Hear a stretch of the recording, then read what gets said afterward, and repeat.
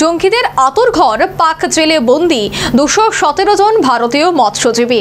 গত 8 মাস তাদের সঙ্গে যোগাযোগ বিচ্ছিন্ন পরিবারের। করাচির জেলে মৎস্যজীবীরা কি বেঁচে আছে? পাকিস্তানের ভূমিকা নিয়ে প্রশ্ন। রাতের অন্ধকারে জল সীমান্ত বুঝতে না পেরে পাকিস্তানের সীমান্তে ঢুকে পড়ে ভারতীয় মৎস্যজীবীদের ট্রলার।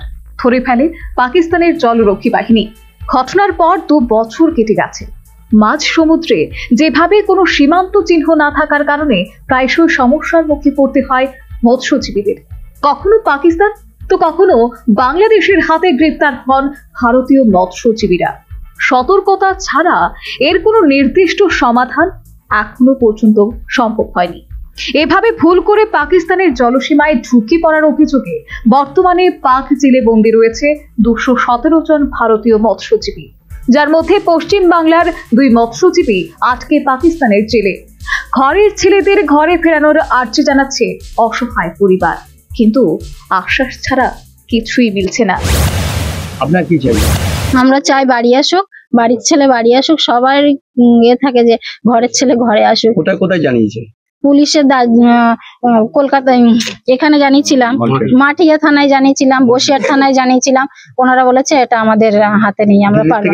হ্যাঁ, দিল্লির থেকে লোক এসেছিল, ওনারা এসে কাগজপত্র নিয়ে গেছিল।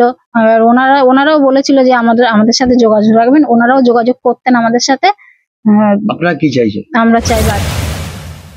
2022 সালে বছর 22-এর লালটু দাস এবং বছর 29-এর সুজয় দাস নামে 2 মৎস্যজীবী কেরলের ট্রলারে মাছ ধরার কাজ নেন। এদের দুজনের বাড়ি বাংলার উত্তর 24 পরগনার মাটিয়া থানার চাঁপাপুকুর গ্রাম পঞ্চায়েতের মমিনপুর গ্রামে। পরিবার সূত্রে খবর, 2023 সালে শ্যামা পুজোর ঠিক পরেই তারা কেরল থেকে গুজরাটে গিয়েছিলেন মাছ ধরতে। সেখানেই ঘটে যায় বিপত্তি। রাতের অন্ধকারে না বুঝতে পেরে ঢুকে পড়ে পাক জলসীমানায়।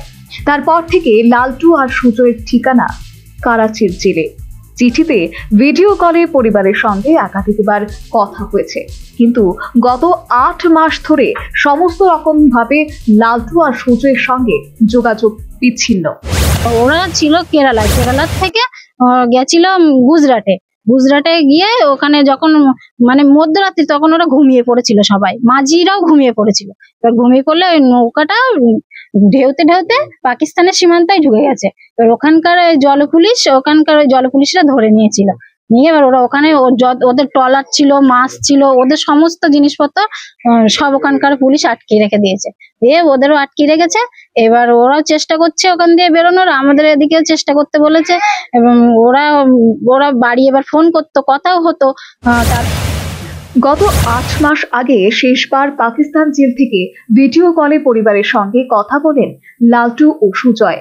দাস পরিবারের আর্জি যে দ্রুত তারা জীবিত অবস্থায় দেশে ফিরে আসুক, ঘরের ছেলে ঘরে ফিরুক।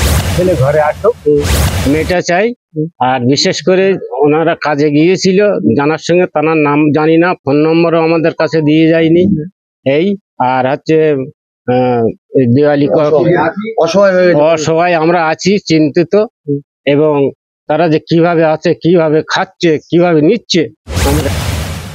2 বছর কেটে গেছে, এখনো ঘরে ফিরেনি। দুস্থ অসহায় পরিবার পথ চেয়ে খোলা আকাশের দিকে আজও তাকিয়ে। কবে তাদের ঘরের ছেলে ঘরে ফিরবে?